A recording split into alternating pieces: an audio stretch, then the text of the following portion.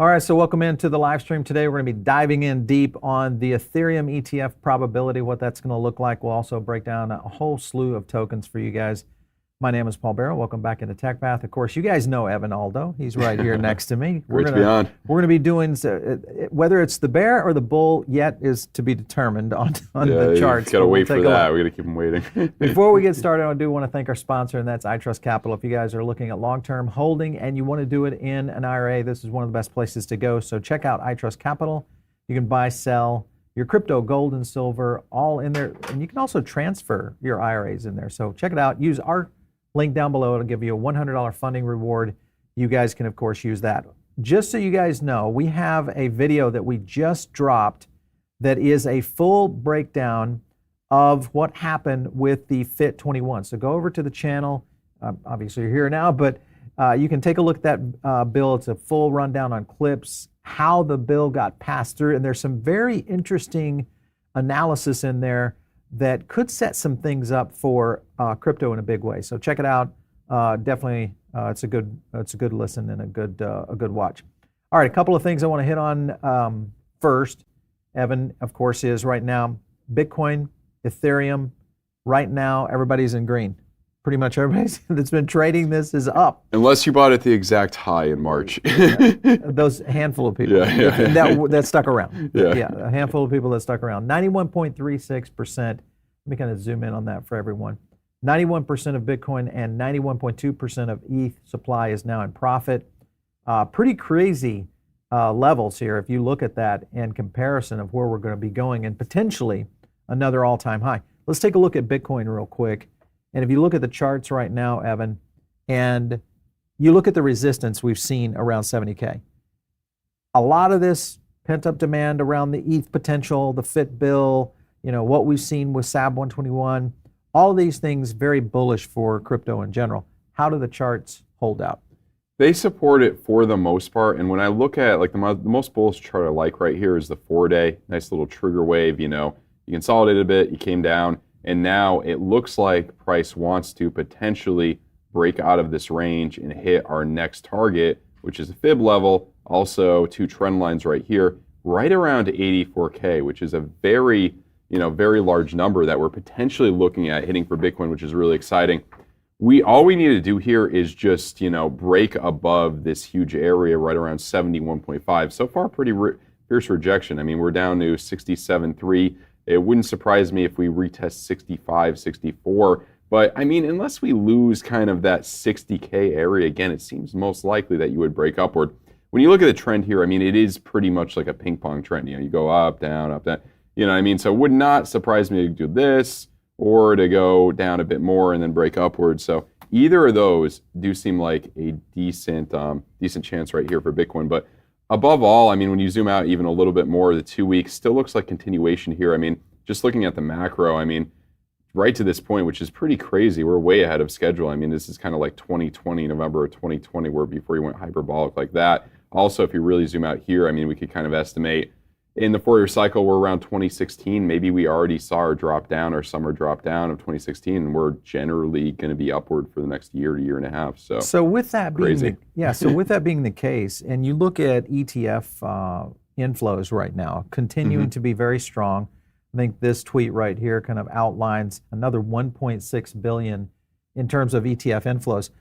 Very strong. We'll most likely see more of this kind of action right now, especially if we continue to see the performance on the S&P 500, which is where most of, I think, the bullish signals have kind of derived from. But when you look at both Bitcoin and ETH as a whole, which one would you play right now? Absolutely Ethereum, and I'm glad you asked that because I want to show you a chart. When you look at, let's just take the most basic chart here. Let me just get up my ETH versus Bitcoin chart.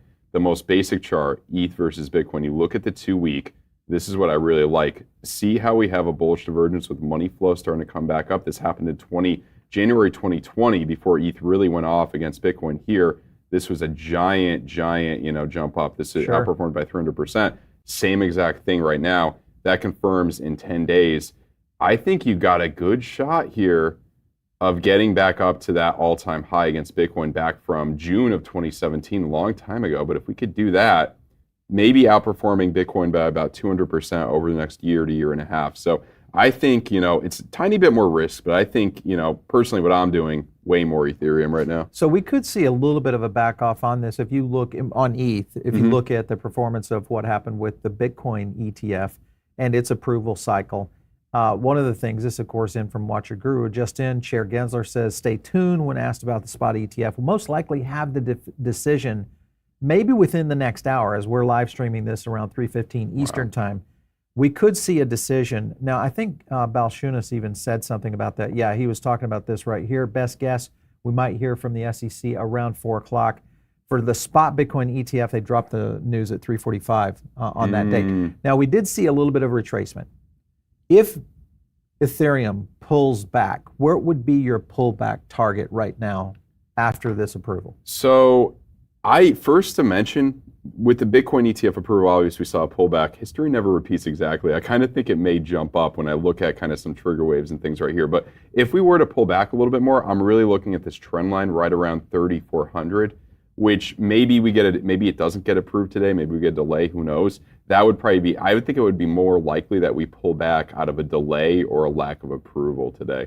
So I would look at that. But that 3,400, that trend line right here is a big, big place for Ethereum. 3,400. And then potentially jumping off of that area. A double bottom would make sense too at around 3,000, but I don't think you're going to kind of go that low as of what I'm seeing right now. Things just look too bullish on the macro. And I mean, the sky is kind of the limit for this. I mean, there's a lot of, areas we could see 7,000, 8,000 potentially by the end of the year. We could get into some very interesting price discovery. Some high numbers, price discovery I think will start to hook up. And the thing I think that is become very evident is the fact that we've seen such an about face from the lawmakers. Here's, of course, French Hill talking about this. This is Congress urging the SEC to approve the pending ETH ETF applications. And of course, it's got all of the, the representatives that have pretty much been in support of this. Then you go further into this. There's been a little bit of sell down after the spike, just like the sell off with Bitcoin. I don't necessarily think that will be the same way because Bitcoin had such a pent-up demand. ETH has had that, but this has been such a quick maneuver. My question is, did they catch some people flat-footed of not being able to come into this as quickly? That'll be the question, because there's some, maybe, in terms of real big money, you've got Hong Kong going in now saying that they're going to add in staking on the ETH ETF itself. That's big. That's huge. A pretty huge deal.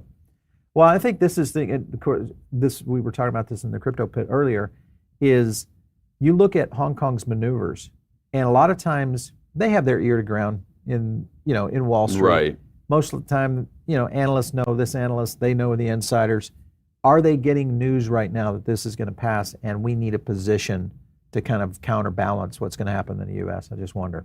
It's going to be interesting. That is a good point. I mean, I don't know. I'm thinking we may be able to jump up to the next target's 4,800 right here that I have marked out. So maybe if we could jump up out of this range, you might really shoot up to 4,800. Could be wrong though. I mean, but if the way things are looking, it wouldn't surprise me if you really shoot up here.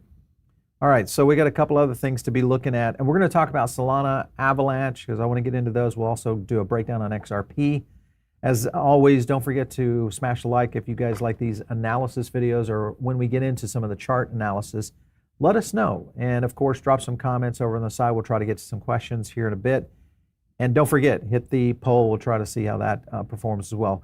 Here's a big question. Can the Ethereum ETFs thrive without staking with the SEC scrutiny kind of coming in? This goes back to my point I was making a little bit earlier, and that is, I think this whole FIT21 bill changes the dynamics of how investment is going to occur, and also the number of new projects that are going to start saying, hey, the U.S. is open for business now, and what we might see coming in on the ETH ecosystem, and as well as Solana and Avalanche and many of the others. But what do you think in terms of an alternate token to play other than Ethereum right now? What would be your counterbalance to that? I mean, there's Chainlink looks really good. The Solana, obviously, as you mentioned, Solana looks really good. I mean, there's obviously the smaller market caps are going to have more upside potential. Avalanche, I really like. Chainlink, I really like. If you wanted to really risk it, ApeCoin, I like some of the double bottom patterns and some of these. It's all or nothing on some of these, but yeah. Let's take a look at the Avalanche chart because I want to kind of get an idea on where this one has been, because this is retraced a little bit off of its move, because it had a move right up there to $40. I thought this was going to be its breakout. Yeah. I thought this was going to be it. It's retraced back down to 37, which has been somewhat of a resistance zone for Avalanche. The other thing that we've been watching with Avalanche is sentiment. It's been waffling, both positive, then it's come back negative. As we continue to see that, Evan, how would you play Avalanche right now? Would this be a buy? I would think it would be most likely a buy. I like, it's kind of textbook right here. You saw the bear div, money flow coming out. You came down a good amount, obviously. I mean, this was a big correction right here, 4%, and even then, even more than that. Now you're seeing the trigger wave, which looks like kind of the buy signal on the way back up. You dabbled around with the rejection off of this area, just like Bitcoin came down a bit. It's nothing looking too bearish as of yet. I think eventually you're going to break upward. Your next target's at 48. So yeah. I think it's going to hit that. It could take a few weeks. It could take a month, but I think you're probably most likely going to get there. And I like this weekly trigger wave forming as well. This looks really good, especially in an uptrend. And that could lead us all the way back up to that $65 region, maybe even, the next big place here, which is going to be probably around, $90 to $100. So that may be something within the next 6 months. Okay, so 6 months on Avalanche. What would you say in this run, whether we are in the next 12-month range, what would you say is the potential target zone for the big three? Let's go with Ethereum first. Potential target zone within the next 12 months. For Ethereum, I really like the $5,000 area at least. After the $5,000 area, I mean, this is going to be a crazy number. I didn't think I'd be saying this quickly, but high sixes to 7,000, I would say. Well, high sixes on the high end, on the absolute high end. But we may get to that, maybe we get to high 5,000s or 5,000 by the end of the year. 2025 is sideways, and you get one last leg up to 7,000 towards the end of that year, similar to how 21 was mainly sideways. So, what about, since we just looked at the Avalanche chart, what about Avalanche? Avalanche on the high side? Oh, man. Let's see. Let's do a fib level from the top to the bottom. I could give you, 200 something, I would say. Let me just see what that. So you're talking about 4 to 5x. 4 to 5x, I think. Yep. Low 200s, that fib level right there. And that's kind of my main prediction for a lot of these altcoins, kind of outside of the top 10. Interesting. About a 4 to 5x, at least a 3x. The big one that everybody's talking about is Solana, of course. And this has been the question mark. We'll talk about Solana and what its potential is here. But before we do that, I want to play this clip real quick and play it for you guys. Listen in to what they had to say about Sol, maybe as the next ETF. Listen in. The SEC is starting to amend these S1s. So I don't know if the Ethereum ETF gets approved today, next week or the week after. It will get approved at some point in time. But also the trade now is who's next, right? Exactly. Who is next? Because and I was talking about yesterday. Now it's almost time for truly my ETF, my blended ETF, of which which crypto asset it is. And so who is next, though? I mean, I think you've got to think about Solana as probably the next one, right? I mean, Bitcoin, Ethereum, and Solana are probably the big three for this cycle. But I'll give you even a stranger, or maybe not stranger, but maybe an unintuitive way to think about it, Robinhood and Coinbase. Because now we have some clarity about what a security is and what isn't. And they'll be able to list a lot more crypto, which means a lot more trading for them. So I think they're the biggest beneficiaries from the change that's gone on. So, BK, really glad to have you here. Big fan of your work. And one thing to take a look at with this, because what they're getting at here, to me, is very early to be talking about this, of that even being a potential. But if we did get a clear path, Fit21 has already put, I think, the game on for crypto in general. We'll most likely see a handful of tokenized real-world assets starting to move into mainstream, which is typically people would look at Avalanche, maybe some other plays like Chainlink, etc. But then you have these narratives that kind of support Solana. If you look at the Solana chart right now, where do you like it going? Because, I mean, we've started to push almost 175 again. And I think, with Solana, man, I don't know. It was so close to that 190 and then it pulled back. Yeah. So what was your thought? So when I look at Solana now, macro still looks pretty good. You have the VWAP coming up on the 2-week. I like that. It looks like you had your healthy correction. You're headed back up. The next big places that I'm looking at are, one, our previous high from March, which is right around 200. If we could break above there, you have a nice technical target. Well, you have one fib level at 266. You also have a technical target right around $300. So if we do break above that, I could see that $300 mark. Now, these are big levels. 266 we got to watch out for, and 350 we got to watch out for here. So far, when I look at these charts, money flow is high, but it looks like we could still see some continuation. Nothing looks too bad as of yet. We just got to pay attention. Pay attention to this weekly. You could get a bearish div as you potentially, come up to 200, come up to 350 here, and then that may be your next kind of pullback. For Solana, though, for kind of a long-term, prospectus that I like to look at, what could you potentially get out of Solana if you hold it for a year, to a year and a half here? Just draw my fib level down a little bit more. Probably this level around 6 something could be potential. That 600 area could be possible here. And it's not going to give you, I don't think it's going to give you as much as you can get with Avalanche, but you might still be able to get 200% with Solana to the next year to year and a half. So you're feeling still pretty bullish on the big three. The question I think I look at is, will Ethereum, if we really get an aggressive ETF, okay, right, and we get the kind of performance we've seen here, obviously with the Bitcoin ETF, would that potentially sideline Solana as a play? Probably short term. What I want to show you in terms of that is Solana versus Ethereum. And I think I showed you guys this once before. It is hitting a really big point here. Now, if we could break out of this area and there's, I don't know, hype for Solana, ETF, or other good news, it wouldn't surprise me if Solana does continue to outperform Ethereum by up to 100% over the next year and a half. But this could get a little more bearish here if you do reject from this area. It's looking questionable on some of these charts. Your money flow does look pretty toppy here in the 4-day. So I could absolutely see this, bleeding a bit more against Ethereum, maybe 30%, and then recovering and come down a little bit over the next few months. Then maybe second half of this year, if you see the Fed finally pivot, we don't know when that's going to happen. But then, into next year, into the end of this year, potentially start to perform. So on the short term, next, let's say 3 to 6 months, you still think ETH is the play? I would guess ETH would outperform Solana, but it's tough to say. Yeah. Well, it's been about time. Solana has really come from a long way back. If you look at, when we started really pushing on Solana, it was around $20 of where it is today.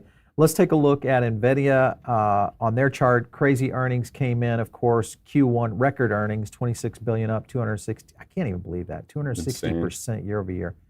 Q1 24 up 2612, up 560% year over year. These are insane numbers on EPS. You look at the potential of this 10-to-1 stock split. You also look at a 14.8 billion in net income, up 600%. Does this AI train stop at some point? Everybody's talking about this right now. I'm looking at, when I look at the chart here, we have a technical target and a fib level right around 1100. Nothing looks too bad as of yet. If you could get a weekly bear div in, a month or something, maybe a summer lull into July or August at that $1,100 range. The next big place at this point when you're in price discovery mode, we just got to draw fib levels. Next big place after that is 1,300, which would be pretty crazy if you break above there. I would be really looking for this this weekly bearish div, and I would also be looking for, it could take some time, like August, maybe a 2-week bear div. That would be the first one you'd see in a while. But as of right now, it still generally looks pretty good. Usually after you have an impulsive move up like this, you would consolidate. It still seems like we're in the impulsive move up. You got the stock split coming. It seems like 1100 could be right around the corner here. 1100 on in Nvidia. Obviously, when you look at some of the AI tokens that companion to the moves we've seen on the S&P, Render has been pretty much forefront right here. Sentiment coming in saying activity high on the AI sector. This is one of the sectors, by the way, that we do track on sentiment. We group those together. We've got some big news coming too on looking at more sentiment analysis by groups, which we do right now on AI. In general, Render is part of that group. Right now, would you play Render short term? It's already had a nice little run here over the last 3 weeks. What's your position right now on Render? So Render, as long as Bitcoin and everything else does well, it does seem like most likely you will be able to break above. The big place to break above is your March high of around 1350. You break above there, your next big level is $18. I think it's a good bet for the next year to year and a half of at least getting up to $30, maybe up to 40 or 50 at the most. So I do think it still generally looks pretty good on the macro. I mean, you had your healthy correction here, you came down a good amount, and then you recovered very, very nicely off of that trigger wave. We got to keep an eye on this trigger wave on the 3 day, but as of now, it looks, in terms of money flow, it looks like you could keep going. It looks like you have a bit more potential here to get up to that $18 mark. I mean, if you wanted to do a trade here, maybe set a stop loss below, it's low leverage or no leverage, below that area, and then set your first take profit at $18, or just try to let this run, up to $30, potentially that target over the next year. Yeah, I like the fact that when you look at AI, there's a handful of other tokens that we look at. You've got Akash, PAL, both of those we've been in and out of.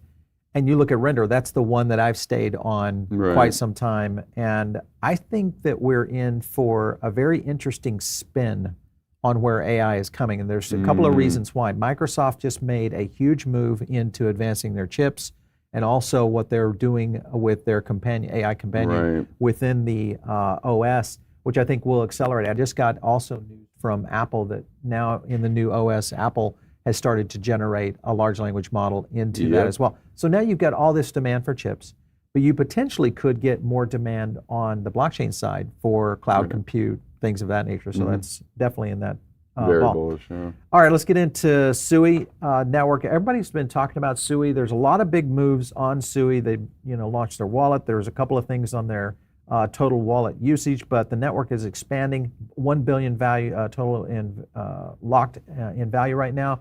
SUI's also continued to grow with TVL up to 745 mil. And one thing I like is that they're adding the mobile wallet. That's a big plus, and they're getting more active addresses, which is usually the signal of breakouts. So what do you see right now with SUI? With SUI, it looks good. You had your kind of scary drop down. I mean, this was a significant drop down, 57%, almost 60%. But now you're seeing, from these anchor waves here, this would be considered a trigger wave. From that, you're also forming a trigger wave in the weekly. And I put out, this could be a good kind of strategy here. Buy some now, maybe a stop loss below this low, leave a little leniency, maybe around 83 cents. And the sky's the limit. I think you got a good shot of getting up to, kind of the released high of like around $4, which I think is a pretty big area. So I think you could at least see a 3 to 4x for this. It could take time though, a year, 2 year and a half, I think, or maybe even longer. But it does look very good. It seems like a very good buy here. Assuming nothing bad, it's a smaller market cap. It is riskier. It's only a $2 billion market cap, but assuming nothing bad happens, it does look like it'll keep going. I like it. All right, let's go into XRP. A couple of news items with XRP. Everybody probably has heard Coinbase now making XRP available for trading in New York, which would be pretty big. I think about our show. When I look at the city demographic, still New York is the #1 city, in terms of viewership, obviously for size, but you've got other major cities in there, London, Los Angeles. We get trading back into XRP. Does this make any kind of move, in your opinion, in terms of where XRP is going to go? So yeah, I think so. Like the short term here, this is just like a nice ping pong, keeps going up and down. In all likelihood, you're just going to come back up to at least 68 cents, 69 cents, this big area right here. It looks supportive, trigger waves, green dots forming on these, these higher time frames. It does look pretty good. You're kind of getting a bull div forming on the weekly, which is really good here. Money flow's coming out. I don't really like that, but in terms of XRP, it's one that really generally bleeds against Bitcoin. But when I look at XRP versus Bitcoin right now, we're testing that same low of early 21 before we really, jumped up a good amount against Bitcoin. That was 300% against Bitcoin. So maybe, I don't think you're ever going to get back. You probably will never get back up to these highs against Bitcoin. It just doesn't look likely. Never say never, but it looks pretty unlikely. But to get back up to like these areas right here, that's going to be about 100, to 200% against Bitcoin. I think you may see that over the next year to year and a half. I think it's going to do pretty well. In terms of price prediction, you probably at least get a double, at least get up to $1, $1.20. So you like the dollar? Okay, yeah. That's what a lot of people were kind of pointing at. Even though if we do get some big news this summer, whether it's through Root Network or what they're going to do with their stablecoin, Ripple potentially IPOing, there could be a lot of indicators going that direction. Right. Make sure and drop some tokens over on the side. We'll try to get to some of those. On questions, let's go over to the poll real quick and take a look. What happens first? Ooh, everybody's going bullish on us, Evan. 5,000. So ETH hits 5,000, 70% versus 3K. What was your vote on this one? So I'm thinking 5,000 if the ETF, if there's no bad news about the ETF, and that's a big kind of technical area around high 4s to low 5s, all the way up to around 5,500. So you're I would guess 5,000, okay, but let's right. be cautiously optimistic. We're going to have to give you a new no more Evan the Bear tag. It's going to have to be Evan the Bull. Yeah. All right. Well, it's time. You've kind of been pointing to this for a while. Yes. You know, getting into these altcoins, build and stack, and then wait for these cycles. Right. Granted, what we've seen now with regulation alignment, very quick. Also, what we're seeing, I think now, when you think about just the amount of macro that's starting to play into it. I mean, really, a rate cut could be in sight. And I think with September, that, maybe, yeah, if that's in there, you've got all these other things playing into it. Definitely some good stuff. Let's get to some questions for the audience and see what everybody's doing. Make sure, by the way, hit the like button right now, guys. So somebody's asking about Doge. Okay, yeah, a lot of people have been talking about meme coins. I want to look at Doge. So Doge has been one that I think, it's weird because I feel like Elon is the lifeblood of Doge. Anytime he kind of moves on it. But here recently, even though with X, I know now he's trying to do a phone, but the point is, I think, is Doge really the winner here versus something like WIF, or you look at what's happened, even with Pepe and Shiba, both have been moving. And of course, WIF, I think, didn't have a nice run up here recently. Yeah. I do kind of like what I'm seeing on Doge right now. I think eventually you'll get that 100% to potentially probably at least up to 35 cents. I don't know if you'll ever see new all-time highs. Who knows? I think What's your altcoin for this run? Altcoin for this run? Yeah, you got to risk half meme, half real. I mean, ApeCoin. Okay, Ape is your, okay. So I should say meme alt. Okay. Yeah. What's your meme coin for this run? Oh man, probably Shiba. I'm not the biggest meme coin guy, but probably Shiba. I like it. I like how Shiba looks. Pepe's just so high up there. You know what I mean? I don't know. It's a hard one. Yeah. What else do we have on questions? Let's see here. Line them up. Guys, do you think base ecosystem or Solana ecosystem this cycle? Solana. Ooh, Solana is tight. The key with base, though, is you're getting ready to see on-chain summer. Okay. We'll probably see some breakout wins in on-chain summer, and that may lift. And also, if you look at the data on base and the number of active addresses, we just talked about this the other day on the show. I mean, they've been skyrocketing, and on-chain summer has not started.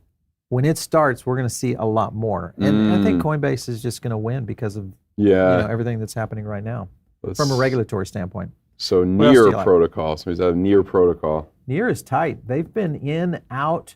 I don't know that I don't know that this project does better than Render. If I was going head-to-head, I would still go with Render. I think Near could hit $10, it looks like. All right, you like it at $10. All right, well, that's not much of a move, but okay. 30%. I like that. 20%. All right, so not a play for me. What else do you have? They're asking more about the ETF, the ETH ETF. We talked about that a bit. They're asking about Beam. I know you've liked Beam. Yep. Beam is a play. I'm in on a trade there. I do like, and crypto gaming in general. Listen, I'm still very bullish on crypto gaming. I know we haven't had a chance to talk about it as much here on the show, but as you guys know, right now, it's legislation. It's what we're dealing with the SEC. These are the biggest things, because once we get through this, I think now you're going to see all sorts of projects really starting to break out here in the U.S. for sure. I do think Beam, there's some things that look better in Beam, but I do think you got a good shot of getting up to 3 or 4 cents here. Somebody just mentioned you need a meme coin. We're going to call Aldo it Aldo with hat. Yeah. Aldo, I'm going in. I'm going to put some liquidity in there for you. Let's see. They're asking about Jupiter and Python. You know about those. Pyth. Yeah, Pyth. Yeah. So Jupiter, definitely solid. Pyth has been a weird one because we anticipated some pretty negative news. It went a little bit sideways, but I'm still, in and out on Pyth right now. But Jupiter, I'm just looking at that ecosystem and what it potentially can do. I do hold Jupe, by the way. It is a bit questionable here in the charts. I do think it would probably get up to $1.50 again, but it's a bit questionable here. Yeah. What else do we have? Let's see. Questions are pouring in. Oh man, we got how high will total crypto market go? That's a good question. Well, you look at the overall. Some people are saying maybe 7 trillion. Wow. That would be massive. We're at what, 3.2 right now? I think that will at least get up to 4.3. That would be at least 4.3. 7 trillion would be.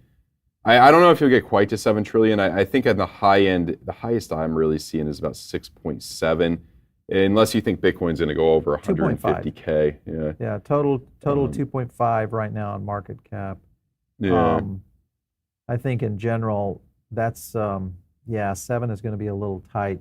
But here's two things that play into that: an overheated ETF on ETH, Right.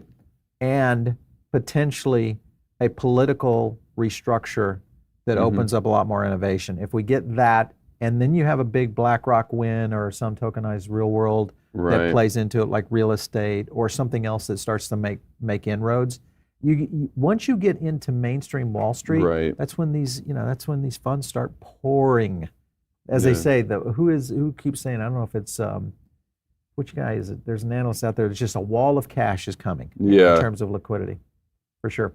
Any other questions? There was one I saw that I wanted. Matic right now. That's lagged behind, but the Matic Bitcoin evaluation is good. I wanted to show the chart real quick. Let's take a look at Matic. That is a big area, and it bled so much against Bitcoin. I think this is a good bet against Bitcoin right here. It bled just so much, came down.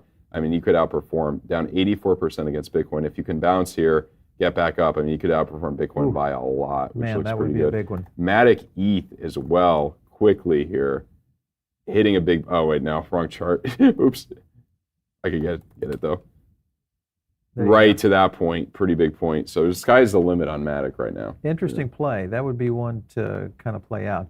Again, if you guys haven't put any comments down below, we always love to get those. If you're catching this after the fact on the live, one thing when you subscribe, hit that little bell. It's going to let you know when we go live on these streams and keep you up to date of what's happening out there. A lot happening today. I anticipate no late breaking news, Crypto Pit on nothing. So we haven't heard yet, but it's 3:45. We're going to wrap the stream. If you guys are not part of the Diamond Circle, make sure and get in right now. It's a great place to get additional content. If you're not following Evan over on Twitter, where do they catch and you? YouTube. Evan Aldo on YouTube, almost getting up to 14,000 subscribers. Let's Follow do me it. on Twitter or X, almost up to 5,000 followers. So yeah. I got it. And you still have do you still have the PBN discount on your program? I do. I'll post it. I'll post it. Yeah. All right. Put it out there for us. Yeah. And guys, make sure and get in. Follow me on X. Paul Barron, you got that. And we'll catch you next time right here on TechPath.